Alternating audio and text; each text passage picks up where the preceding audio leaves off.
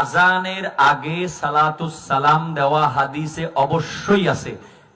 1 লক্ষ টাকার চ্যালেঞ্জ, হাদিসে না কোরআনে আছে? আচ্ছা, হুজুরের সাথে একটু কথা বলা যাবে?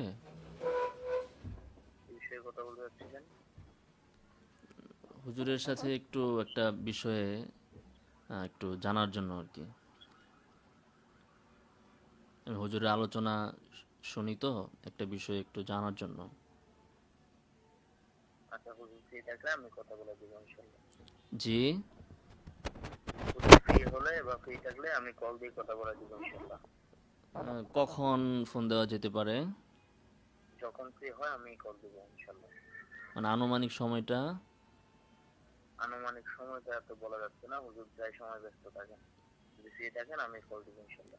প্রায় সময় ব্যস্ত থাকেন, একটু আনুমানিক বলা যায় না যে 1 মাস বা 2 মাসের ভিতরে দিবেন কিনা কল?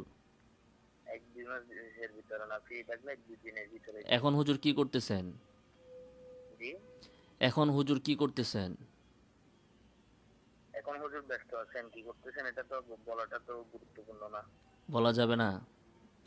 তো হুজুর তো ওই যে অনলাইনে 1 লক্ষ টাকার একটা চ্যালেঞ্জ দিয়েছেন, তো সেটা আমি গ্রহণ করলাম।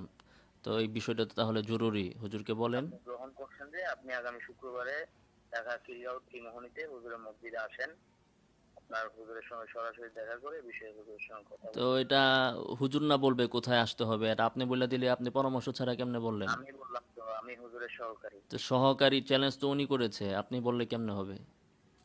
আপনি হুজুরের সহকারী, হুজুরের যত শিডিউল যত ইয়া করা এটা আমি আপনার কাজ তো শিডিউল দেওয়া, আপনার কাজ তো শিডিউল দেওয়া, কিন্তু আমি চ্যালেঞ্জ শিডিউল অ্যাকসেপ্ট দিলাম। করলে, চ্যালেঞ্জের বিষয় তো আপনি আপনার চ্যালেঞ্জ না। অ্যাকসেপ্ট করছেন চ্যালেঞ্জ তাইলে উনি হুজুর আসেন করেছে, নাই। আমি গ্রহণ করেছি, তাই তো?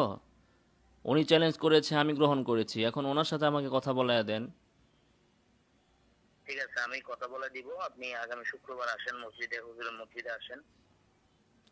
মসজিদে যাব না কোথায় যাব সেটা তো আমি ওনার সাথে কথা বলবো, আপনার সাথে কেন?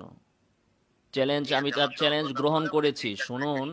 আমি তার চ্যালেঞ্জ জি, গ্রহণ করেছি, কাজেই আমি তার কাছে যাব না তো।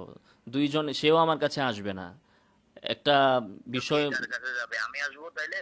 আপনি আসবেন কেন? আমি তার মসজিদে যাব না, সেও আমার মসজিদে আসবে না। আরে মিয়া, আমরা আপনার সাথে দুইজনে কথা বলা আলোচনা সমান করে কথা না। স্থান আপনি নির্ধারণ চ্যালেঞ্জ করব। গ্রহণ করছেন, আমি কেন তার আপনি মসজিদে যাব? চ্যালেঞ্জ তার গ্রহণ মসজিদে করছেন, গেলে কি আপনি আমার শুনেন। নামাজ হবে? বেদাতের পিছনে নামাজ হয়? আপনি ভয় পান কেন? আপনি ওনাকে দেন। আপনাকে কে কেন দায়িত্ব ভয় পাবো দিয়েছে? আমি? আপনি ফালতু কথা বলার জন্য কল দিছেন আপনি আমাকে?